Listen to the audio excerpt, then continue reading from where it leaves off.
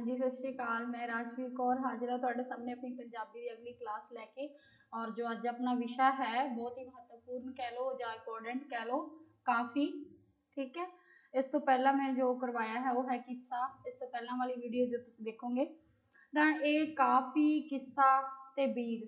ठीक है, ये जो ਸਾਹਿਤ है इसनों असी एक सूफी काव्य ਦੇ ਵਿੱਚ ਰੱਖਦੇ ਹਾਂ। ਇਹਨਾਂ ਨੂੰ ਅਸੀਂ सूफी काव्य ਦੇ ਅਨੁਸਾਰ ਰੱਖਦੇ ਹਾਂ क्योंकि ਇਹਨਾਂ ਦੀਆਂ ਰਚਨਾਵਾਂ ਜ਼ਿਆਦਾ ਕਿ सूफी फकीरां संतां द्वारा ਹੋਈਆਂ ਨੇ ਜਾਂ ਫਿਰ ਆਪਾਂ कह ਲਈਏ इस्लामिक संप्रदाय द्वारा जानी कि इस्लाम धर्म ਨੂੰ ਮੰਨਣ ਵਾਲੇ ਲੋਕਾਂ द्वारा किस्सा काफी ਅਤੇ बीरस आदि जो रचनावां ने इन्हां द्वारा कीतियां गईयां। लेकिन बीरस की सब तो वड्डी उदाहरण ਆਪਾਂ कह ਲਈਏ जिवें चंडी दीवार गुरु गोबिंद सिंह जी की रचना है ना।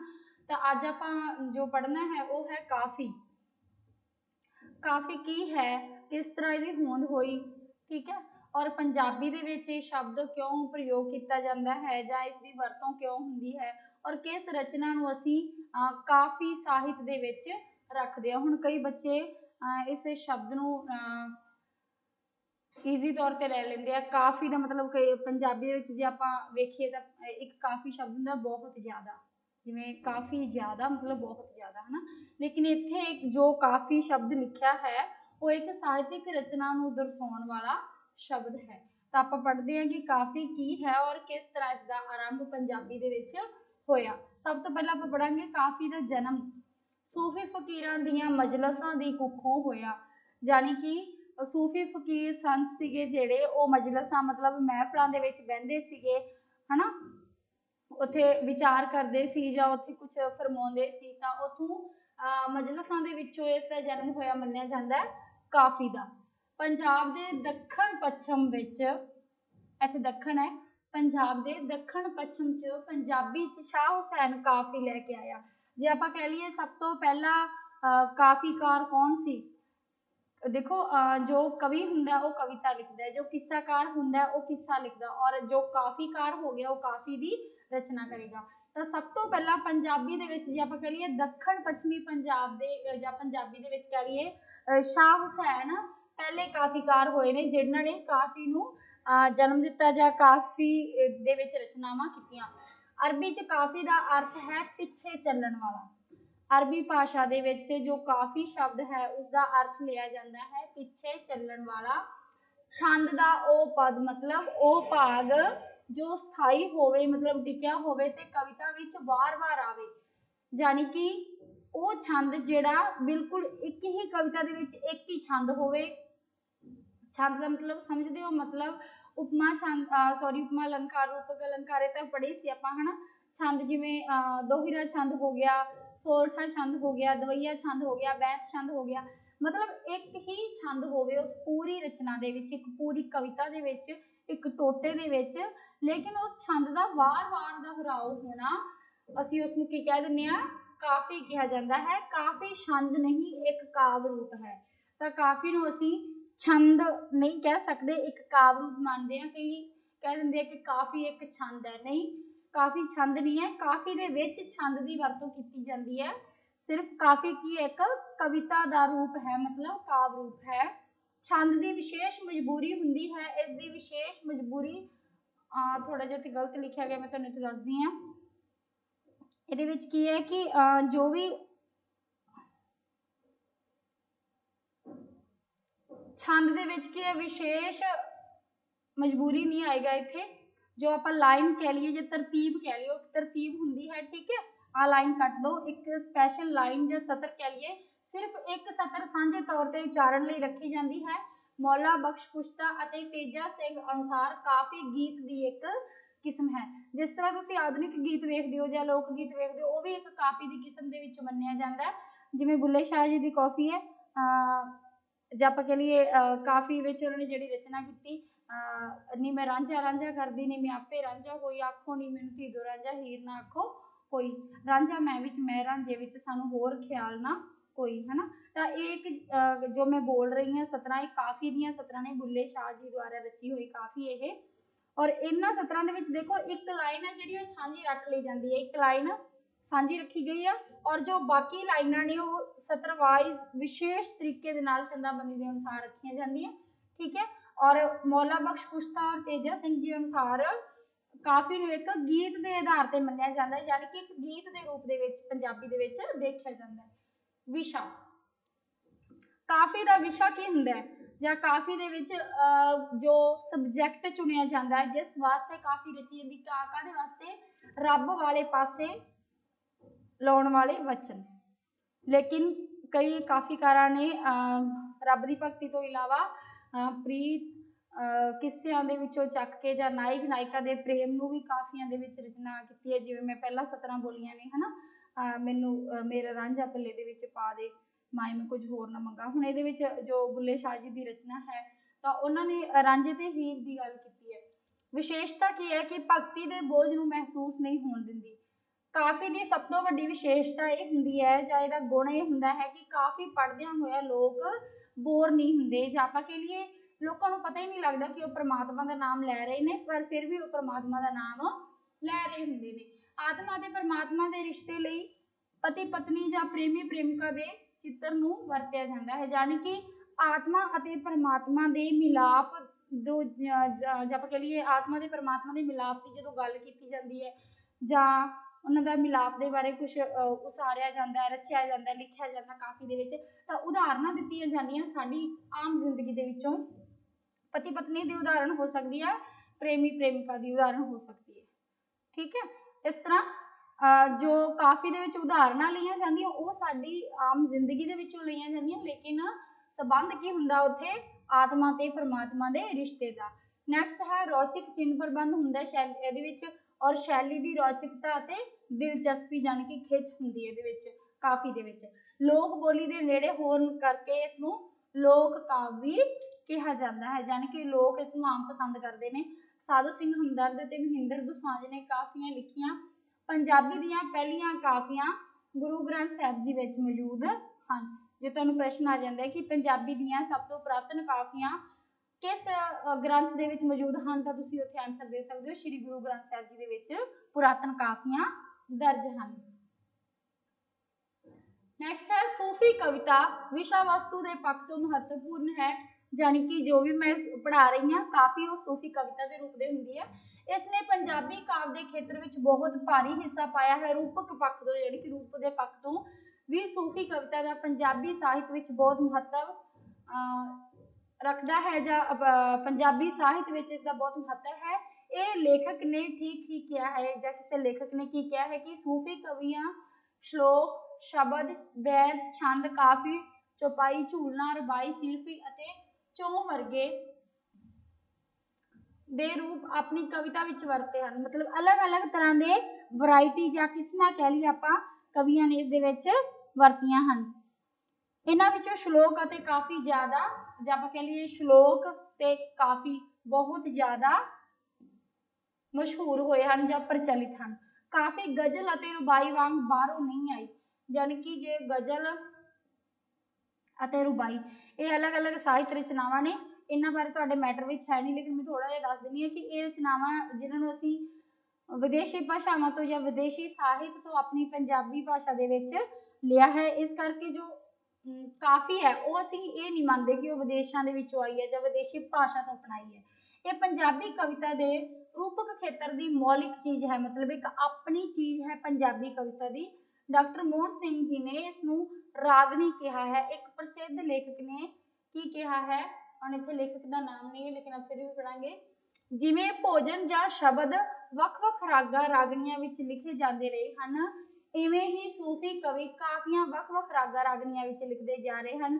ਡਾਕਟਰ ਮੋਹਨ ਸਿੰਘ ਵੱਲੋਂ ਹੀ ਕੀਤੇ ਗਏ ਸ਼ਾਹ ਹੁਸੈਨ ਦੀਆਂ ਕਾਫੀਆਂ ਦੇ ਸੰਗ੍ਰਹਿ ਵਿੱਚ ਸਾਰੀਆਂ ਕਾਫੀਆਂ ਵੱਖ-ਵੱਖ ਰਾਗਾਂ ਦੇ ਵਿੱਚ ਲਿਖੀਆਂ ਗਈਆਂ ਹਨ। ਹੁਣ ਇਹਦੇ ਵਿੱਚ ਯਾਦ ਰੱਖਣ ਯੋਗ ਗੱਲ ਕੀ ਹੈ, ਇਸ ਪੈਰੇ ਦੇ ਵਿੱਚ ਕਿ ਜੋ ਕਾਫੀਆਂ ਨੇ ਉਹ ਅਲੱਗ-ਅਲੱਗ ਤਰੀਕੇ ਨਾਲ, ਵੱਖਰੀਆਂ ਸ਼ੈਲੀਆਂ ਦੇ ਨਾਲ, ਵੱਖਰੇ ਰਾਗਾਂ ਦੇ ਵਿੱਚ, ਰਾਗ ਦਾ ਮਤਲਬ ਸਮਝਦੇ ਹੋ ਨਾ, ਸੁਰ, ਲੈਅ, ਅਲੱਗ-ਅਲੱਗ ਰਾਗ ਹੁੰਦੇ ਆ ਹਨਾ, ਜਿਵੇਂ ਧਨਾਸਰੀ ਮਹੱਲਾ ਜਾਂ ਗੁਰਬਾਣੀ ਦੇ ਵਿੱਚ ਤੁਸੀਂ ਵੇਖਦੇ ਹੋਵੋਗੇ ਹਨਾ, ਅਲੱਗ-ਅਲੱਗ ਰਾਗਾਂ ਦੇ ਨਾਮ ਲਏ ਜਾਂਦੇ ਆ, ਤਾਂ ਉਹਨਾਂ ਰਾਗਾਂ ਦੇ ਅਨੁਸਾਰ ਜਾਂ ਰਾਗਣੀਆਂ ਦੇ ਅਨੁਸਾਰ ਕਾਫੀਆਂ ਦੀ ਜਿਹੜੀ ਰਚਨਾ ਕੀਤੀ ਜਾਂਦੀ ਹੈ। ਕਾਫੀ ਨੂੰ ਕੋਈ ਰਾਗਣੀ ਕਹਿਣ ਦੀ ਥਾਂ ਕਵਿਤਾ ਦੇ ਇੱਕ ਰੂਪ ਹੀ ਮੰਨਣਾ ਚਾਹੀਦਾ ਹੈ, ਸ਼ਬਦ ਜਾਂ ਭਜਨ ਵਾਂਗ। ਜੇ ਅਸੀਂ ਕਾਫੀ ਨੂੰ ਇੱਕ ਸ਼ਬਦ ਜਾਂ ਭਜਨ ਵਾਂਗ ਮੰਨ ਲਈਏ ਤਾਂ ਵੀ ਬਿਲਕੁਲ ਸਹੀ ਹੈ। ਇਸ ਨੂੰ ਅਸੀਂ ਮੁਸਲਮਾਨ ਸੂਫੀ ਭਗਤਾਂ ਦਾ ਗੀਤ ਵੀ ਕਹਿ ਸਕਦੇ ਹਾਂ। ਉਪਰੋਕਤ ਤੋਂ ਸਿੱਧ ਹੁੰਦਾ ਹੈ ਕਿ ਕਾਫੀ ਨੂੰ ਕਿਸੇ ਵਸਤੂ ਦੇ ਪੱਖ ਤੋਂ ਜਾਂ ਵਿਸ਼ੇ ਵਸਤੂ ਦੇ ਪੱਖ ਤੋਂ, ਇੱਥੇ ਵਿਸ਼ੇ ਆਏਗਾ, ਕਈ ਵਾਰ ਮਿਸਟੇਕ ਹੋ ਜਾਂਦੀ ਹੈ ਨਾ ਪ੍ਰਿੰਟਿੰਗ ਦੇ ਵਿੱਚ, ਕਾਫੀ ਨੂੰ ਵਿਸ਼ੇ ਵਸਤੂ ਦੇ ਪੱਖ ਤੋਂ ਗੀਤ ਕਿਹਾ ਜਾ ਸਕਦਾ ਹੈ। ਇਹ ਹਲਕੀ ਫੁਲਕੀ ਅਤੇ ਤਿੱਖੇ ਜਜ਼ਬੇ ਵਾਲੀ ਚੀਜ਼ ਹੁੰਦੀ ਹੈ। ਸੂਫੀ ਫਕੀਰ ਸਾਦਾ ਬੋਲੀ ਵਿੱਚ ਆਪਣੇ ਵਿਚਾਰਾਂ ਨੂੰ ਪ੍ਰਗਟਾਉਂਦੇ ਹਨ। ਉਹ ਇਸ ਪ੍ਰਕਾਰ ਆਪਣੇ ਵਿਚਾਰਾਂ ਨੂੰ ਪ੍ਰਗਟਾਉਂਦੇ ਜਾਂ ਪ੍ਰਗਟਾਉਣ ਲਈ ਆਲੇ ਦੁਆਲੇ ਦੇ ਜੀਵਨ ਵਿੱਚੋਂ ਪ੍ਰਤੀਕ ਅਤੇ ਚਿੰਨ੍ਹ ਲੈਂਦੇ ਹਨ। ਮਤਲਬ ਆਪਣੀ ਆਮ ਜ਼ਿੰਦਗੀ ਦੇ ਵਿੱਚੋਂ ਜੋ ਉਦਾਹਰਨਾਂ ਲਈਆਂ ਜਾਂ ਬਿੰਬ ਵਰਤੇ ਜਾਂ ਆਪਾਂ ਕਹਿ ਲਈਏ ਜੋ ਚਿੰਨ੍ਹ ਵਰਤੇ, ਕਈ ਪ੍ਰਕਾਰ ਦੇ ਅਲੰਕਾਰਾਂ ਰਾਹੀਂ ਸੂਫੀ ਕਵੀ ਆਪਣੇ ਵਿਚਾਰਾਂ ਨੂੰ ਪ੍ਰਗਟਾਉਂਦੇ ਹਨ। ਸੂਫੀ ਕਵੀਆਂ ਰਾਹੀਂ ਪ੍ਰਭੂ ਪ੍ਰੀਤਮ ਵੱਲ ਆਪਣੇ ਪਿਆਰ ਨੂੰ ਪ੍ਰਗਟਾਉਂਦੇ ਹਨ। ਇਸ ਪ੍ਰਕਾਰ ਪ੍ਰੇਮ ਦੇ ਗੀਤ ਕਹੀ ਜਾ ਸਕਦੀ ਹੈ। ਇਸ ਪ੍ਰਕਾਰ ਅਸੀਂ ਕਾਫੀ ਨੂੰ ਪ੍ਰੇਮ ਦੇ ਗੀਤ ਵੀ ਕਹਿੰਦੇ ਹਾਂ, ਕਿਉਂਕਿ ਸੂਫੀ ਕਵੀ ਪਰਮਾਤਮਾ ਦੇ ਨਾਲ ਪਿਆਰ ਜਿਹੜਾ ਪੇਸ਼ ਕਰਨਾ ਚਾਹੁੰਦੇ ਨੇ, ਉਹ ਇੱਕ ਕਾਫੀ ਦੀ ਰਚਨਾ ਦੇ ਵਿੱਚ ਪੇਸ਼ ਕਰਦੇ ਨੇ। ਹੁਣ ਦੇਖੋ, ਪਹਿਲਾਂ ਮੈਂ ਤੁਹਾਨੂੰ ਪੜ੍ਹਾਇਆ ਹੈ ਇੱਕ ਰੱਬ ਦੀ ਭਗਤੀ ਦਾ ਕਾਰਨ ਵਿਸ਼ਾ, ਹਨਾ, ਕਾਫੀ। ਹੁਣ ਇੱਥੇ ਆਪਾਂ ਪੜਾਂਗੇ ਬੁੱਲੇ ਸ਼ਾਹ ਪ੍ਰੇਮ ਮਾਰਗ ਦੇ ਵਿੱਚ ਵਿਸ਼ਵਾਸ ਰੱਖਦਾ ਹੈ। ਠੀਕ ਹੈ, ਇੱਕ ਹੁੰਦਾ ਇਸ਼ਕ ਹਕੀਕੀ ਔਰ ਇੱਕ ਹੁੰਦਾ ਇਸ਼ਕ ਮਜਾਜੀ। ਇਸ਼ਕ ਮਜਾਜੀ ਦੇ ਵਿੱਚ ਅਸੀਂ ਦੁਨਿਆਵੀ ਪਿਆਰ ਰੱਖਦੇ ਹਾਂ, ਹਨਾ, ਨਾਇਕ ਨਾਇਕਾ ਦਾ, ਔਰ ਇਸ਼ਕ ਹਕੀਕੀ ਦੇ ਵਿੱਚ ਅਸੀਂ ਪਰਮਾਤਮਾ ਦਾ, ਮਨੁੱਖ ਦੇ ਨਾਲ ਪਿਆਰ, ਉਸ ਦੀ ਗੱਲ ਕਰਦੇ ਹਾਂ। ਤੇ ਜੋ ਬੁੱਲੇ ਸ਼ਾਹ ਜੀ ਕਾਫੀਕਾਰ ਨੇ, ਉਹ ਕੀ ਕਹਿੰਦੇ ਨੇ ਕਿ ਬੁੱਲਾ ਪ੍ਰੇਮ ਮਾਰਗ ਵਿੱਚ ਵਿਸ਼ਵਾਸ ਰੱਖਦਾ ਹੈ। ਉਹ ਹਿੰਦੂਆਂ ਅਤੇ ਮੁਸਲਮਾਨ ਦੋਹਾਂ ਦੇ ਪਰਸਪਰ ਝਗੜਿਆਂ ਨੂੰ ਗਲਤ ਸਮਝਦਾ ਸੀ, ਕਿਉਂਕਿ ਬੁੱਲੇ ਸ਼ਾਹ ਜੀ ਇਹਨਾਂ ਝਗੜਿਆਂ ਤੋਂ ਇਲਾਵਾ ਇਸ਼ਕ ਹਕੀਕੀ ਦੇ ਵੱਲ ਜ਼ਿਆਦਾ ਧਿਆਨ ਦਿੰਦੇ ਸੀਗੇ। ਉਹ ਕਹਿੰਦੇ ਹੈ ਕਿ ਅਸਲੀਅਤ ਸਮਝੋ, ਸਾਰੇ ਹੀ ਪਰਮਾਤਮਾ ਦੇ ਪੁੱਤਰ ਹਨ। ਜਿਵੇਂ ਮੱਧਕਾਲੀਨ ਪੰਜਾਬੀ ਕਾਵਿ ਸਿਧਾਂਤ ਇਤਿਹਾਸ ਤੇ ਪ੍ਰਵਿਰਤੀਆਂ ਨਿਮਨ ਤੋਂ ਸਪਸ਼ਟ ਹੈ। ਹੁਣ ਦੇਖੋ, ਇਹਨਾਂ ਦੇ ਵਿੱਚ ਕੀ ਹੈ ਕਿ ਪਰਮਾਤਮਾ ਦੇ ਨਾਲ ਜੋ ਬੁੱਲੇ ਸ਼ਾਹ ਜੀ ਦਾ ਕਹਿਣਾ ਹੈ, ਜਾਂ ਉਹ ਕੀ ਕਹਿਣਾ ਚਾਹ ਰਹੇ ਨੇ, ਤਾਂ ਇੱਥੇ ਇੱਕ ਆਪਾਂ ਕਾਫੀ ਲਿਖੀ ਉਹਨਾਂ ਦੀ, ਮੁਸਲਮਾਨ ਸਿਵਿਆਂ ਤੋਂ ਡਰਦਾ, ਠੀਕ ਹੈ, ਮੁਸਲਮਾਨ ਸਿਵਿਆਂ ਤੋਂ ਡਰਦਾ, ਹਿੰਦੂ ਡਰਦੇ ਗੌਰ, ਹਿੰਦੂ ਡਰਦੇ ਗੌਰ। ਠੀਕ ਹੈ, ਇਹ ਲਾਈਨ ਥੋੜੀ ਜਿਹੀ ਗਲਤ ਹੋਗੀ। ਇਹ ਪਹਿਲੀ ਲਾइन है, आ दूसरी है, आ है तीसरी। ठीक है, नेक्स्ट है चौथी। हुण आपां इवें पढ़दे हां, मुसलमान सिवियां तो डरदा, दूसरी हिंदू डरदे गौर, दोवें इस दे विच मरदे, इह दोहां दी खोर। हुण इन्हां विच बुल्ले शाह जी की कहना चाह रहे ने कि जो मुसलमान है वो सिवियां तो डरदा है, जो हिंदू है वो कबर तो डरदा है। लेकिन दोने मरण तो बाद कित्थे जांदे आ, दोनों की स्वाह जां मिट्टी बन जाती है, मिट्टी दे विच मिल जाते हैं। तो उन्होंने जिहड़ा भरम भुलेखा है कि नहीं वो मुसलमान है मैं हिंदू हाँ, जां वो हिंदू है मैं मुसलमान है, तो ये जिहड़ा भरम भुलेखा बुल्ले शाह जी ने किस तरह कढ़िया है, वो एक उदाहरण दे के सानू समझा रहे हैं कि उन्हां दोहां दे विच कोई फर्क नहीं, उन्होंने आपस दे विच मिट्टी दे विच ही मिलना। किते रामदास किते फतेह मुहम्मद, एक कदीमी शोर मिट गया दोहां दा झगड़ा, निकल पिया कुछ होर। हुण इस काफी दे विच बुल्ले शाह जी की कहना चाह रहे हैं कि किते तां रामदास मतलब किते हिंदू है, तो किते फतेह मुहम्मद मुसलमान का नाम दसिया, जो भी आप कह लीए इस्लामिक धर्म का नाम है। एक कदीमी शोर मतलब ये शुरू तो शोर चलता आ रहा कि मैं हिंदू हाँ, वो कह रहे मैं मुसलमान हाँ, तो दोहां दे विच जदों झगड़ा मिटिया तो की होया, अजिहा झगड़ा मिटिया कि दोहां दे विचों अल्लाह जां परमात्मा दे नाम की ही गूंज पैदा हुई। ठीक है, इस तरह की है कि बुल्ले शाह जी प्रेम मार्ग नूं परमात्मा दे रस्ते दे विच चलण दा एक सौखा राह दसदे। नैक्सट पढ़ांगे आपां काफीकारां दा मोढी, जां जिन्हां ने काफी नूं जन्म दिता। काफी काव रूप अपनाउण वाला पहला प्रसिद्ध सूफी कवि सीगा जां सूफी काफी कार सीगा शाह हुसैन, जिस दियां लिखियां 165 काफियां डॉक्टर मोहन सिंह ने संग्रहित करके छपवाइयां हन। हुण अगर तुहानूं प्रश्न आ जांदा है कि पंजाबी का सब तो पहला काफीकार जां सब तो प्रसिद्ध काफीकार जां मोढी काफीकार कह लीए है ना, जां मोढी कह लीए तुसीं, तां उस दियां काफी जो है वो है शाह हुसैन जी, और उन्हां दियां किन्नियां काफियां साडे कोल उपलब्ध ने, जो उपलब्ध ने उन्हां दी गल करनी है, वो ने 165 काफियां। और किन्हां ने इन्हां काफियां नूं छपवाया इकट्ठा करके, संग्रहित दा मतलब हुंदा इकट्ठा करके, यानी कि खोज करी, फिर खोज तो बाद जिन्नियां काफियां प्राप्त होईयां उन्हां नूं इकट्ठा करके एक प्रिंट के आधार पर छपवाया। तो डॉक्टर मोहन सिंह जी ने उन्होंने काफियां 165 काफियां इकट्ठिया करके ਲੋਕਾਂ ਦੇ ਸਾਹਮਣੇ ਲਿਆਂਦਾ। ਠੀਕ ਹੈ, ਸ਼ਾਹ ਹੁਸੈਨ ਨੇ ਆਪਣੀਆਂ ਕਾਫੀਆਂ ਦੇ ਵਿੱਚ ਸੂਫੀ ਮਾਰਗ ਦੇ ਸਭੇ ਪੜਾਅ ਬਿਆਨ ਕੀਤੇ ਹਨ। ਮਤਲਬ ਸੂਫੀ ਮਾਰਗ ਦੇ ਵਿੱਚ ਜਾਂ ਧਰਮ ਦੇ ਰਾਹ ਤੇ ਚੱਲਦੇ ਕਿੰਨੀਆਂ ਔਕੜਾਂ ਆਉਂਦੀਆਂ ਨੇ ਜਾਂ ਕੀ ਕਦਮ ਨੇ, ਉਹ ਸਾਰੇ ਉਹਨਾਂ ਨੇ ਬਿਆਨ ਕੀਤੇ। ਪਰ ਬਹੁਤ ਸਾਰੀਆਂ ਕਾਫੀਆਂ ਦੇ ਵਿੱਚ ਬਿਰਹਾਂ ਦਾ ਵਰਣਨ ਹੈ, ਮਤਲਬ ਵਿਛੋੜੇ ਦਾ ਵਰਣਨ ਹੈ, ਜਿਸ ਕਰਕੇ ਕਈ ਵਿਦਵਾਨ ਉਸ ਨੂੰ ਬਿਰਹਾ ਦਾ ਕਵੀ ਵੀ ਕਹਿੰਦੇ ਹਨ। ਲੇਕਿਨ ਪੰਜਾਬੀ ਦੇ ਵਿੱਚ ਮੈਂ ਤੁਹਾਨੂੰ ਇੰਪੋਰਟੈਂਟ ਗੱਲ ਦੱਸਣ ਲੱਗੀ ਹਾਂ, ਥੋੜਾ ਜਿਹਾ ਕਨਫਿਊਜ਼ਨ ਹੋ ਸਕਦੀ ਹੈ। ਪੰਜਾਬੀ ਦੇ ਵਿੱਚ ਬਿਰਹਾ ਦਾ ਸੁਲਤਾਨ ਜਾਂ ਬਿਰਹਾ ਦਾ ਕਵੀ ਸਿਰਫ ਸ਼ਿਵ ਕੁਮਾਰ ਬਟਾਲਵੀ ਜੀ ਨੂੰ ਕਿਹਾ ਜਾਂਦਾ, ਕਿਉਂਕਿ ਉਹਨਾਂ ਨੇ ਸਾਰੀਆਂ ਰਚਨਾਵਾਂ ਬਿਰਹੋ ਦੇ ਜਾਂ ਵਿਛੋੜੇ ਦੇ ਕਾਰਨ ਲਿਖੀਆਂ, ਜਾਂ ਉਹਨਾਂ ਦੀ ਕਵਿਤਾ ਦੇ ਵਿੱਚ ਹਨਾ ਇਹ ਦਰਦ ਝਲਕਦਾ। ਠੀਕ ਹੈ, ਇਸ ਕਰਕੇ ਅਸੀਂ ਇਹਨਾਂ ਨੂੰ ਸਿਰਫ ਇੱਕ ਜੋ ਇੱਥੇ ਲਾਈਨ ਲਿਖੀ ਹੋਈ ਉਸ ਦੇ ਆਧਾਰ ਤੇ ਅਸੀਂ ਬਿਰਹੋ ਦਾ ਕਵੀ ਨਹੀਂ ਕਹਿ ਸਕਦੇ। ਠੀਕ ਹੈ, ਦਰਦ ਵਿਛੋੜੇ ਦਾ ਹਾਲ ਨਹੀਂ ਮੈਂ ਕਿਹਨੂੰ ਆਖਾਂ। ਦੇਖੋ ਹੁਣ ਕਾਫੀ ਲਿਖੀ ਹੈ, ਸ਼ਾਹ ਹੁਸੈਨ ਜੀ ਦੀ ਕਾਫੀ ਹੈ। ਦਰਦ ਵਿਛੋੜੇ ਦਾ ਹਾਲ ਨਹੀਂ ਮੈਂ ਕਿਹਨੂੰ ਆਖਾਂ, ਸੂਲਾ ਮਾਰ ਦੀਵਾਨੀ ਕੀਤੀ, ਬਿਹੂ ਪਿਆ ਸਾਡੇ ਖਿਆਲ ਨਹੀਂ ਮੈਂ ਕਿਹਨੂੰ ਆਖਾਂ। ਹੁਣ ਇਸ ਕਾਫੀ ਦੇ ਵਿੱਚ ਇੱਕ ਤੜਪ ਦੀ ਗੱਲ ਕੀਤੀ ਗਈ ਹੈ, ਇੱਕ ਵਿਛੋੜੇ ਦੀ ਗੱਲ ਕੀ ਹੈ ਕਿ ਪ੍ਰਮਾਤਮਾ ਦੇ ਨਾਲੋਂ ਆਤਮਾ ਵੱਖਰੀ ਹੈ ਜਾਂ ਪ੍ਰਮਾਤਮਾ ਦੇ ਨਾਲ ਮਿਲਣ ਨਹੀਂ ਹੋ ਰਿਹਾ ਆਤਮਾ ਦਾ, ਤਾਂ ਉਸ ਤੇ ਪ੍ਰਮਾਤਮਾ ਦੇ ਵਿਛੋੜੇ ਦੇ ਵਿੱਚ ਜਾਂ ਪ੍ਰਮਾਤਮਾ ਤੋਂ ਦੂਰ ਹੋ ਕੇ ਜੋ ਮਨੁੱਖੀ ਮਨ ਹੈ ਉਹ ਕਿਸ ਤਰ੍ਹਾਂ ਤੜਪ ਰਿਹਾ ਹੈ। ਠੀਕ ਹੈ, ਔਰ ਮੈਂ ਦੱਸ ਰਹੀ ਹਾਂ ਕਿ ਚਿੰਨ੍ਹ ਜਾਂ ਪ੍ਰਤੀਕ ਜਾਂ ਪ੍ਰਤੀਬਿੰਬ ਮਨੁੱਖੀ ਜੀਵਨ ਵਿੱਚੋਂ ਲਏ ਜਾਣਗੇ, ਯਾਨੀ ਕਿ ਨਾਇਕ ਨਾਇਕਾ ਦੀ ਗੱਲ ਵੀ ਹੋ ਸਕਦੀ ਹੈ, ਪਤੀ ਪਤਨੀ ਦੀ ਗੱਲ ਵੀ ਹੋ ਸਕਦੀ ਹੈ, ਲੇਕਿਨ ਉਸ ਦਾ ਸਿੱਧਾ ਸੰਬੰਧ ਕਾਹਦੇ ਨਾਲ ਹੋਵੇਗਾ, ਆਤਮਾ ਦਾ ਪ੍ਰਮਾਤਮਾ ਦੇ ਨਾਲ ਜਾਂ ਪ੍ਰਮਾਤਮਾ ਦਾ ਆਤਮਾ ਦੇ ਨਾਲ। ਕਾਫੀ ਨੂੰ ਲੋਕਪ੍ਰਿय ਕਿਸਨੇ ਬਣਾਇਆ? ਹੁਣ ਸਭ ਤੋਂ ਵੱਡਾ ਪ੍ਰਸ਼ਨ ਇਹ ਹੈ ਕਿ ਕਾਫੀ ਨੂੰ ਸਭ ਤੋਂ ਜ਼ਿਆਦਾ ਪਸੰਦ ਕਰਨਾ ਲੋਕਾਂ ਨੇ ਕਦੋਂ ਸ਼ੁਰੂ ਕੀਤਾ? ਤਾਂ ਕਾਫੀਆਂ ਸ਼ਾਹ ਹੁਸੈਨ ਅਤੇ ਬੁੱਲੇ ਸ਼ਾਹ ਨੇ ਲਿਖੀਆਂ। ਠੀਕ ਹੈ, ਇਹ ਦੋ ਮੇਨ ਨਾਮ ਨੇ ਪੰਜਾਬੀ ਦੇ ਵਿੱਚ। ਅਗਰ ਤੁਹਾਨੂੰ ਆ ਜਾਂਦਾ ਹੈ ਕਿ ਕਾਫੀਕਾਰ, ਪ੍ਰਸਿੱਧ ਕਾਫੀਕਾਰ ਕੌਣ ਨੇ ਪੰਜਾਬੀ ਵਿੱਚ, ਸ਼ਾਹ ਹੁਸੈਨ ਜੀ ਤੇ ਬੁੱਲੇ ਸ਼ਾਹ ਜੀ। ਇਹਨਾਂ ਨੇ ਕਾਫੀਆਂ ਨੂੰ ਇੱਕ ਕਾਵ ਰੂਪ ਦੇ ਤੌਰ ਤੇ ਬਹੁਤ ਉੱਚਾ ਦਰਜਾ ਦਿਵਾਇਆ। ਇਹਨਾਂ ਕਾਫੀਆਂ ਨੂੰ ਮਜਲਿਸਾਂ ਯਾਨੀ ਕਿ ਮਹਿਫਲਾਂ ਦੇ ਵਿੱਚ ਝੂਮ ਝੂਮ ਕੇ ਗਾਇਆ ਜਾਣ ਲੱਗਿਆ। ਗਾਉਣ ਅਤੇ ਸੁਣਨ ਵਾਲੇ ਦੋਵੇਂ ਵਜੂਦ ਵਿੱਚ ਆ ਜਾਂਦੇ ਸਨ ਇੱਕ ਪ੍ਰਸਿੱਧ ਲੇਖਕ ਦੇ ਸ਼ਬਦਾਂ ਵਿੱਚ। ਯਾਨੀ ਕਿ ਪਹਿਲਾਂ ਮੈਂ ਇਸ ਲਾਈਨ ਦਾ ਮਤਲਬ ਸਮਝਾਵਾਂਗੀ। ਗਾਉਣ ਅਤੇ ਸੁਣਨ ਵਾਲੇ ਮਤਲਬ ਜੋ ਗਾ ਰਿਹਾ ਹੈ ਕਾਫੀਕਾਰ ਜਾਂ ਗਾਇਕ ਕਹਿ ਲਓ, ਸੁਣਨ ਵਾਲਾ ਸਰੋਤਾ ਜੋ ਸੁਣ ਰਿਹਾ ਹੈ ਹਨਾ ਜਾਂ ਦਰਸ਼ਕ, ਉਹ ਦੋਹੇ ਆਪਣੇ ਵਜੂਦ ਵਿੱਚ ਮਤਲਬ ਦੋਹੇ ਉਸ ਕਾਫੀ ਨੂੰ ਸੁਣ ਕੇ ਝੂਮ ਉੱਠਦੇ ਸਨ ਜਾਂ ਆਪਾਂ ਕਹੀਏ ਆਨੰਦਮਈ ਹੋ ਜਾਂਦੇ ਸਨ। ਤਾਂ ਇੱਕ ਪ੍ਰਸਿੱਧ ਲੇਖਕ ਨੇ ਆਪਣੇ ਸ਼ਬਦਾਂ ਵਿੱਚ ਕੀ ਕਿਹਾ ਕਿ ਕਾਫੀ ਨੂੰ ਹਰਮਨ ਪਿਆਰਾ ਬਣਾਉਣ ਵਾਲੇ ਸ਼ਾਹ ਹੁਸੈਨ ਅਤੇ ਬੁੱਲੇ ਸ਼ਾਹ ਜੀ ਹਨ। ਕਾਫੀ ਦਾ ਆਰੰਭ ਕਿੱਥੋਂ ਹੋਇਆ, ਇਸ ਬਾਰੇ ਸਾਡੇ ਵਿਦਵਾਨਾਂ ਦੇ ਵਿੱਚ ਮਤਭੇਦ ਨੇ। ਠੀਕ ਹੈ, ਇਹਨਾਂ ਦੇ ਬਾਰੇ ਪੂਰੀ ਜਾਣਕਾਰੀ ਨਹੀਂ ਹੈ, ਲੇਕਿਨ ਜੋ ਮੈਂ ਪਹਿਲਾਂ ਗੱਲਾਂ ਦੱਸੀਆਂ ਉਹਨਾਂ ਗੱਲਾਂ ਦੇ ਆਧਾਰ ਤੇ ਆਪਾਂ ਥੋੜਾ ਜਿਹਾ ਆਪਾਂ ਨੂੰ ਰਸਤਾ ਮਿਲ ਜਾਂਦਾ ਹੈ ਕਿ ਕਾਫੀ ਦਾ ਜਨਮ ਅਸੀਂ ਅਰਬੀ ਭਾਸ਼ਾ ਦੇ ਵਿੱਚ ਹੋਇਆ ਮੰਨਦੇ ਹਾਂ। ਪਰ ਇਸ ਗੱਲ ਵਿੱਚ ਕੋਈ ਸੰਦੇਹ ਨਹੀਂ ਕਿ ਕਾਫੀ ਪੰਜਾਬੀ ਦਾ ਬੇਹੱਦ ਹਰਮਨ ਪਿਆਰਾ ਰੂਪ ਬਣ ਚੁੱਕਾ ਹੈ। ਕਾਫੀ ਦਾ ਬਜਵਾਂ ਕੋਈ ਛੰਦ ਨਹੀਂ ਹੈ, ਕਾਫੀ ਦਾ ਕੋਈ ਵੀ ਆਪਣਾ ਬਜਵਾਂ ਛੰਦ ਨਹੀਂ ਹੁੰਦਾ। ਵੱਖ-ਵੱਖ ਛੰਦਾਂ ਦੇ ਵਿੱਚ ਕਾਫੀਆਂ ਦੀ ਰਚਨਾ ਹੋ ਸਕਦੀ ਹੈ। ਕਵੀਆਂ ਨੇ ਇਸ ਵਿੱਚ ਵੱਖ-ਵੱਖ ਧਾਰਨਾਵਾਂ ਅਤੇ ਛੰਦ ਵਰਤੇ ਹਨ, ਪਰ ਸਾਡੇ ਕਵੀਆਂ ਨੇ ਇਸ ਕਾਵਿ ਰੂਪ ਨੂੰ ਇਸ ਢੰਗ ਦੇ ਨਾਲ ਢਾਲਣ ਦਾ ਯਤਨ ਕੀਤਾ ਹੈ ਕਿ ਇਸ ਵਿੱਚੋਂ ਸੰਗੀਤ ਪੈਦਾ ਹੋ ਸਕੇ। ਠੀਕ ਹੈ, ਤਾਂ ਹੁਣ ਅਸੀਂ ਜੋ ਕਾਫੀ ਹੈ ਉਸ ਨੂੰ ਅਸੀਂ ਇੱਕ ਗੀਤ ਦੇ ਪ੍ਰਕਾਰ ਤੇ ਵੰਡਦੇ ਹਾਂ। ਤੁਸੀਂ ਦੇਖਦੇ ਹੋਵੋਗੇ ਪੰਜਾਬੀ ਦੇ ਵਿੱਚ ਕਈ ਇਹੋ ਜਿਹੇ ਗਾਇਕ ਨੇ ਜੋ ਬੁੱਲੇ ਸ਼ਾਹ ਜੀ ਦੀਆਂ ਕਾਫੀਆਂ ਗਾਉਂਦੇ ਨੇ। ਨੂਰਾ ਸੁਲਤਾਨਾ ਉਹਨਾਂ ਦੀ ਜੋੜੀ ਸੁਣੀਆਂ, ਦੋ ਸਿਸਟਰਸ ਨੇ ਜੋ ਹਮੇਸ਼ਾ ਬੁੱਲੇ ਸ਼ਾਹ ਜੀ ਦੀਆਂ ਕਾਫੀਆਂ ਹੀ ਗਾਉਂਦੀਆਂ ਨੇ ਹਨਾ। ਤੇ ਇਹਦਾ ਮਤਲਬ ਇੱਕ ਗੀਤ ਦੇ ਤੌਰ ਤੇ ਅਸੀਂ ਉਹਨਾਂ ਕਾਫੀਆਂ ਨੂੰ ਵੀ ਲੈ ਸਕਦੇ ਹਾਂ।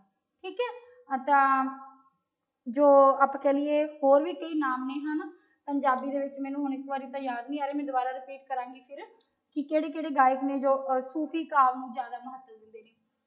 ਠੀਕ ਹੈ, ਖਿਆਲ ਭਾਵੇਂ ਕਿੱਡੇ ਉੱਚੇ ਹੋਣ, ਜਦੋਂ ਤੱਕ ਉਹਨਾਂ ਨੂੰ ਅਸੀਂ ਠੀਕ ਪ੍ਰਕਾਰ ਦੀ ਸ਼ੈਲੀ ਅੰਦਰ ਨਹੀਂ ਬੰਨਿਆ ਜਾਂਦਾ ਉਹ ਉਗੜਦਾ ਨਹੀਂ। ਮਤਲਬ ਕੀ ਹੈ ਕਿ ਕੋਈ ਵੀ ਰਚਨਾ ਹੈ, ਕੋਈ ਵੀ ਤੁਹਾਡੇ ਮਨ 'ਚ ਵਿਚਾਰ ਹੈ, ਕੋਈ ਵੀ ਖਿਆਲ ਹੈ, ਉਸ ਖਿਆਲ ਨੂੰ ਤੁਸੀਂ ਆਪਣੇ ਸ਼ਬਦਾਂ ਦੇ ਵਿੱਚ ਲਿਖਣ ਵੇਲੇ ਇਸ ਤਰ੍ਹਾਂ ਇੱਕ ਆਪਾਂ ਕਹਿ ਲਈਏ ਇੱਕ ਪ੍ਰਕਾਰ ਦੀ ਸ਼ੈਲੀ ਜਾਂ ਲਿਖਣ ਦਾ ਤਰੀਕਾ ਤੁਸੀਂ ਅਪਣਾਓਗੇ, ਫਿਰ ਹੀ ਉਹ ਸ਼ਬਦ ਨੇ ਜਿਹੜੇ ਪ੍ਰਭਾਵਸ਼ਾਲੀ ਹੋ ਸਕਦੇ ਨੇ। ਕਾਫੀਆਂ ਅੰਦਰ ਜਿੱਥੇ ਉੱਚੇ ਖਿਆਲ ਲਿਆਂਦੇ ਗਏ ਉੱਥੇ ਉਹਨਾਂ ਅੰਦਰ ਜੋ ਸੰਗੀਤਾਤਮਕਤਾ ਦੇ ਤੱਤ ਵੀ ਲਿਆਂਦੇ ਗਏ, ਮਤਲਬ ਸੰਗੀਤਮਈ ਬਣਾਇਆ ਗਿਆ ਕਾਫੀ ਨੂੰ। ਸੂਫੀਆਂ ਨੇ ਸਭ ਤੋਂ ਵੱਡੀ ਗੱਲ ਇਹ ਕੀਤੀ ਕਿ ਉਹਨਾਂ ਲੋਕਾਂ ਦੀ ਬੋਲੀ ਵਿੱਚ ਕਾਫੀਆਂ लिखियां, यानी कि उस टाइम की जो बोली सी, उस वेले जिहड़ी बोली बोली जाती सी, उन्हां बोलियां जां आपां कह लईए खेतरी बोली कह लो, भाषा कह लो, है ना, उन्हां बोलियां दे विच उहने उस भाषा दे विच जो काफियां दी रचना कीती। ठीक है।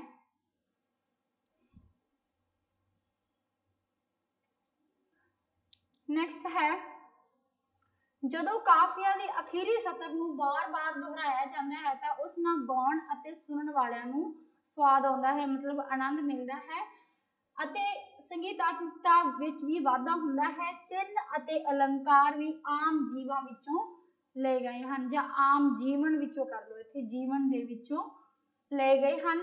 ਰੱਬ ਨੂੰ ਰਾਂਝਾ ਜਾਂ ਮਹੀਵਾਲ ਤੱਕ ਕਿਹਾ ਗਿਆ। ਮੈਂ ਤੁਹਾਨੂੰ ਪਹਿਲਾਂ ਵੀ ਦੱਸਿਆ ਕਿ ਗੱਲ ਇੱਥੇ ਆਤਮਾ ਤੇ ਪਰਮਾਤਮਾ ਦੀ ਹੋਵੇਗੀ, ਲੇਕਿਨ ਨਾਇਕ ਨਾਇਕਾ ਪਤੀ ਪਤਨੀ जो भी मनुखी जीवन दे विच आपां कह लईए जो मनुखी जीवन का आधार है, उन्होंने बेस बना के जां उन्होंने एक आधारशिला बना के जो काफियां रचियां जांदियां, जिवें रब नूं किते रांझा कहा जांदा है ना, जिवें रांझा रांझा करदी नी मैं आपे रांझा होई, तो उस लाइन दे विच परमात्मा की गल कीती गई है।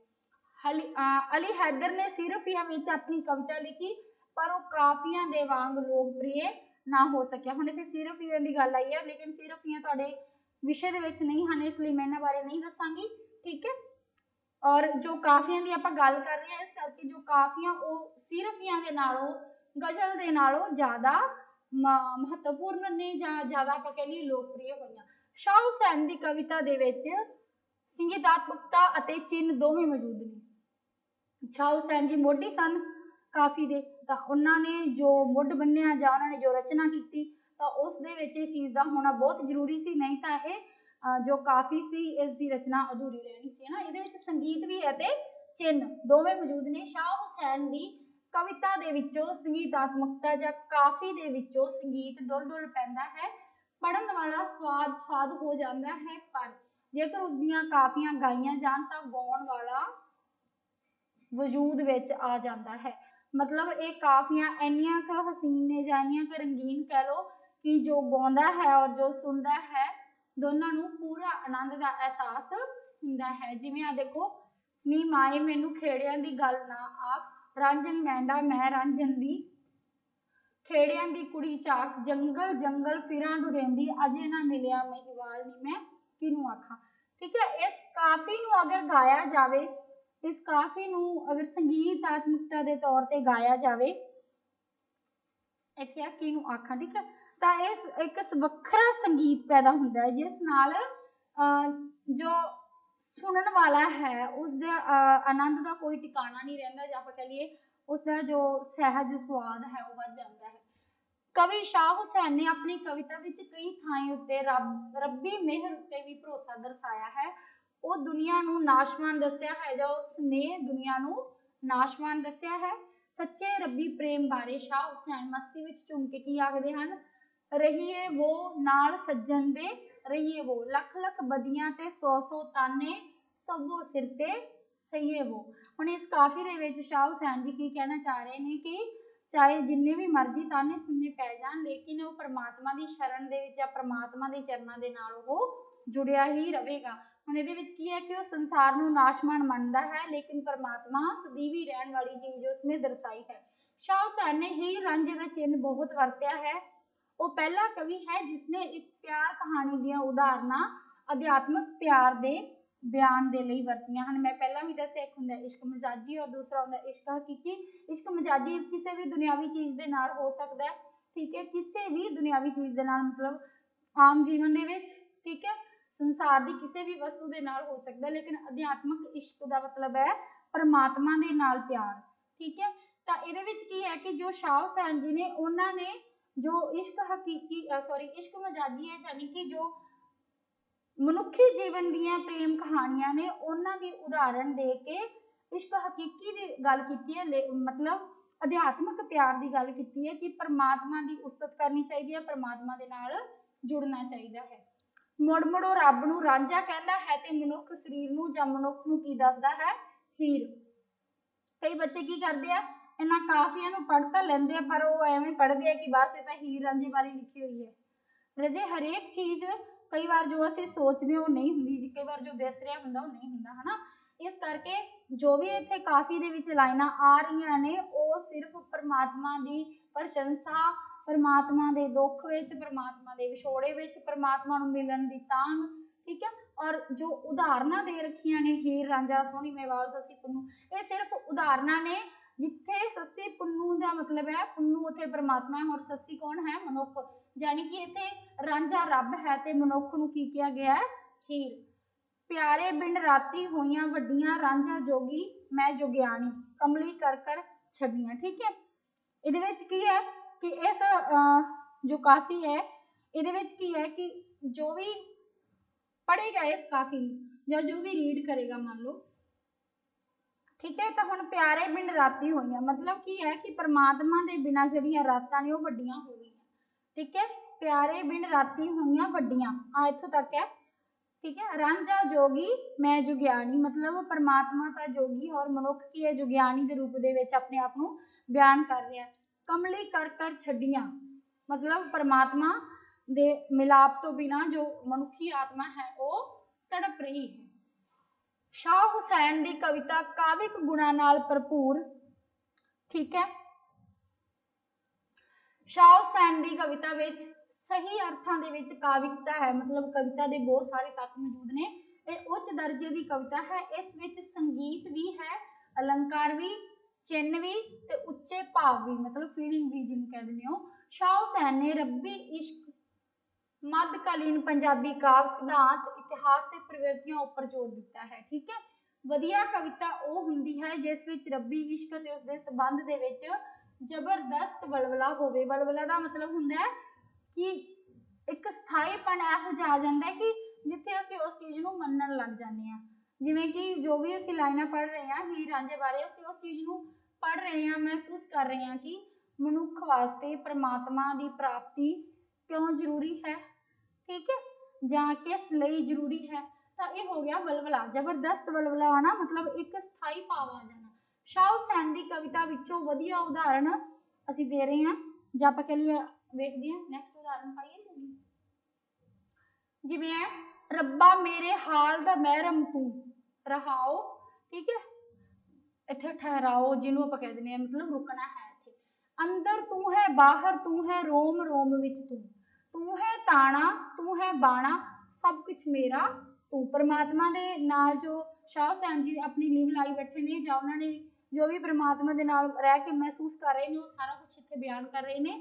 कहे हुसैन फकीर निमाना मैं नहीं सब तू, परमात्मा नूं कह रहे हैं कि सब कुछ तू ही है मैं कुछ भी नहीं है, ठीक है। नैक्सट देखो मन अटकिया बेपरवाह नाल, मन अटकिया बेपरवाह नाल उस दीन दुनी दे शाह नाल काजी मुल्ला मत दिंदे खरे सियाणे राह दसेंदे इश्क दी लग राह नाल मन अटकिया बेपरवाह दे नाल, ठीक है।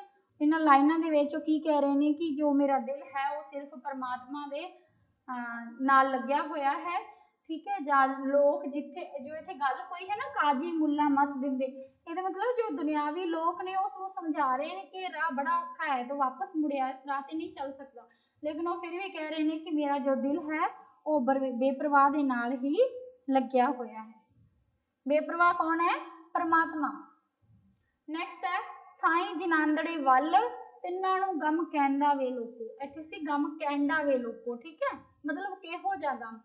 सही भलियां जो रब वल आईयां जिन्हां नूं इश्क चरोका वे लोकां इश्के दी सिर खारी चाईयां दर दर दे मीआं होका वे लोकां कहे हुसैन फकीर साईं दा लगा ही प्रेम चरोखा वे लोकां। हुण इस कविता दे विच की है कि जो साईं दे जो परमात्मा दे लड़ लगे ने उन्हां नूं कोई गम नहीं है, उन्हां नूं किहो जिहा भी गम होवे पर उन्हां नूं कोई महसूस नहीं हुंदा, ठीक है। इस कविता दे विच कह रहे हैं कि जो भी फकीर साईं दा मतलब जो परमात्मा दा फकीर बन गया है परमात्मा के दर ते आ गया है और सिर्फ उन्होंने परमात्मा दे ही प्यार की लिव लगी हुई है, उन्होंने दुनियावी वस्तुआं दुनियावी इश्क या दुनियावी चीज़ां नहीं दिसदियां। बुल्ले ने भी या बुल्ले शाह जी ने भी उच्च पद्धर की कविता लिखी, ठीक है। तो बुल्ले शाह जी लिख लियो, बुल्ले शाह जी ने भी उच्च पद्धर की कविता लिखी। बुल्ले जी ने भी उच्च पद्धर दी कवितावां लिखियां। बुल्ले की कविता अंदर उस दर्जे की संगीतात्मकता है ਜਾਂ ਉਸਨੇ ਦੱਸਿਆ है कि परमात्मा एक है उसकी बंदगी करनी चाहिए है। रब नूं इश्क ਜਾਂ प्रेम राही ही हासिल किया जा सकता है। उसने मौजूदा समाज विचों अपने अलंकार ਅਤੇ चिन्ह लए ਹਨ। बुल्ले ਦੀਆਂ ਕਾਫੀਆਂ सुन के सुनने वाले वजूद ਵਿੱਚ आ ਜਾਂਦੇ ਹਨ। ਇੱਥੇ ਉਸਦੀਆਂ ਕੁਝ ਉਦਾਹਰਨਾਂ ਹਨ ਜਿਨ੍ਹਾਂ ਦੇ ਵਿੱਚ ਕਿਤੇ ਸਾਕੀ ਬੁਲਬੁਲ ਆਦਿ ਵਰਗੇ ਅਲੰਕਾਰ ਵੇਖਣ ਨੂੰ ਨਹੀਂ ਮਿਲਦੇ। ਇਹ ਵਿਸ਼ੇ ਪੱਖ ਤੇ ਮਜ਼ਹਬੀ ਪੱਖਪਾਤ ਮਤਲਬ ਮਜ਼ਹਬੀ ਕੀ ਹੈ ਧਰਮ, ਠੀਕ ਹੈ, ਮਜ਼ਹਬ ਧਰਮ ਪੱਖਪਾਤ ਤੋਂ ਉੱਪਰ ਉੱਠ ਗਿਆ ਹੈ। ਰੱਬੀ ਇਸ਼ਕ ਵਿੱਚ ਮਸਤ ਰਹਿਣ ਵਾਲਾ ਫਕੀਰ ਬੁੱਲੇ ਸ਼ਾਹ ਸੀ, ਜਿਸ ਦੀਆਂ ਨਿਮਨ ਸਤਰਾਂ ਇਸ ਗੱਲ ਦੀ ਪੁਸ਼ਟੀ ਕਰਦੀਆਂ ਨੇ। ਤਾਂ ਆਪਾਂ ਉਹ ਸਤਰਾਂ ਵੇਖਦੇ ਹਾਂ ਕਿ ਉਹਨਾਂ ਨੇ ਪ੍ਰਮਾਤਮਾ ਦੀ ਉਸਤਤ ਕਿਸ ਤਰ੍ਹਾਂ ਕੀਤੀ ਜਾਂ ਉਹਨਾਂ ਨੇ ਧਰਮ ਦੀ ਪ੍ਰਵਾਹ ਕੀਤੇ ਬਿਨਾ ਮੈਂ ਕਸੁੰਬੜਾ ਚੁਗ ਚੁਗ ਹਾਰੀ ਨੀ, ਮੈਂ ਕਸੁੰਬੜਾ ਚੁਗ ਚੁਗ ਹਾਰੀ, ਇਸ ਕਸੁੰਬੜੇ ਦੇ ਕੰਡੇ ਭਲੇਰੇ ਅੜ ਅੜ ਚੁੰਨੜੀ ਪਾੜੀ। ਤਾਂ ਬੁੱਲੇ ਸ਼ਾਹ ਜੀ ਕੀ ਕਹਿ ਰਹੇ ਨੇ, ਕਸੁੰਬੜਾ ਕੀ ਹੈ ਇੱਥੇ ਮਨੁੱਖੀ ਜ਼ਿੰਦਗੀ ਦੇ ਦੁੱਖ। ਬੁੱਲੇ ਸ਼ਾਹ ਜੀ ਕਹਿ ਰਹੇ ਨੇ ਕਿ ਮੈਂ ਆਪਣੀ ਜ਼ਿੰਦਗੀ ਦੇ ਦੁੱਖ ਚੁਗ ਚੁਗ ਕੇ ਮਤਲਬ ਕੱਟ ਕੱਟ ਕੇ ਹਾਰ ਗਿਆ ਹਾਂ ਔਰ ਇਸ ਤਰ੍ਹਾਂ ਦੀ ਹਾਲਤ ਹੋ ਗਈ ਹੈ ਮੇਰੀ। ਇਹਦੇ ਜੋ ਚੁੰਨੜੀ ਜਾਂ ਦੁਪੱਟੇ ਦੀ ਗੱਲ ਕੀਤੀ ਗਈ ਹੈ, ਕਿਹੜੀ ਚੁੰਨੜੀ ਪਾਟ ਗਈ ਹੈ, ਆਤਮਾ ਰੂਪੀ ਦੁਪੱਟਾ ਹੈ ਜਿਹੜਾ ਉਸਦਾ ਮਨੁੱਖੀ ਜੀਵਨ ਦੇ ਵਿੱਚ ਜਿੰਨੇ ਦੁੱਖ ਨੇ ਉਹਨਾਂ ਦੇ ਕਾਰਨ ਫਟ ਗਿਆ ਹੈ ਜਾਂ ਮਨੁੱਖੀ ਆਤਮਾ ਹੈ ਇੰਨੀ ਪਰੇਸ਼ਾਨ ਹੋ ਗਈ ਹੈ ਪਰਮਾਤਮਾ ਦੇ ਜੋ ਮਿਲਣ ਤੋਂ ਬਿਨਾਂ। ਅੰਬੜੀ ਝਿੜਕੇ ਬਾਬਲ ਮਾਰੇ ਤਾਨੇ ਦੇਂਦੇ ਵੀਰ ਪਿਆਰੇ, ਉਸ ਦੀ ਗੱਲ ਉਹ ਨਿਤਾਰੇ ਹੱਸਦਿਆਂ ਗੱਲ ਪੈ ਗਈ ਫਾਹੀ। ਠੀਕ ਹੈ, ਹੁਣ ਇਸ ਦੇ ਵਿੱਚ ਵੀ ਕੀ ਹੈ ਕਿ ਜੋ ਅਲੰਕਾਰ ਵਰਤੇ ਗਏ ਨੇ, ਜੋ ਆਪਾਂ ਕਹ ਲਈਏ ਹੁਣ ਦੀ ਗੱਲ ਕੀਤੀ ਗਈ ਹੈ ਹਨਾ, ਅਲੰਕਾਰ ਵਰਤੇ ਗਏ ਨੇ ਉਹਦੇ ਵਿੱਚ ਕੀ ਹੈ ਕਿ ਆਪਣੇ ਮਾਪਿਆਂ ਦੇ ਬਾਰੇ ਦੱਸ ਰਹੀ ਹੈ ਕਿ ਉਸ ਨੂੰ ਸਾਰੇ ਝਿੜਕ ਰਹੇ ਨੇ ਲੇਕਿਨ ਉਹ ਫਿਰ ਵੀ ਪਰਮਾਤਮਾ ਦੇ ਵੱਲ ਜਾ ਰਿਹਾ ਹੈ। ਜਾਣੀ ਕਿ ਉਸਨੇ ਹੱਸ ਕੇ ਗਲ ਦੇ ਵਿੱਚ ਫਾਹਾ ਪਾ ਲਿਆ, ਮਤਲਬ ਪਰਮਾਤਮਾ ਦਾ ਨਾਮ ਜਪਣ ਦਾ ਜਾਂ ਪਰਮਾਤਮਾ ਦੇ ਰਾਹ ਦੇ ਉੱਪਰ ਚੱਲਣ ਦਾ ਫੈਸਲਾ ਕਰ ਲਿਆ ਹੈ। ਹੱਥੀ ਢਿਲਕ ਗਈ ਮੇਰੇ ਚਰਖੇ ਦੀ, ਮੈਥੋਂ ਕੱਤਿਆ ਮੂਲ ਨਾ ਜਾਵੇ, ਤਕਲੇ ਨੂੰ ਵਲ ਪੈ ਪੈ ਜਾਂਦੇ ਕੌਣ ਲੋਹਾਰ ਬੁਲਾਵੇ।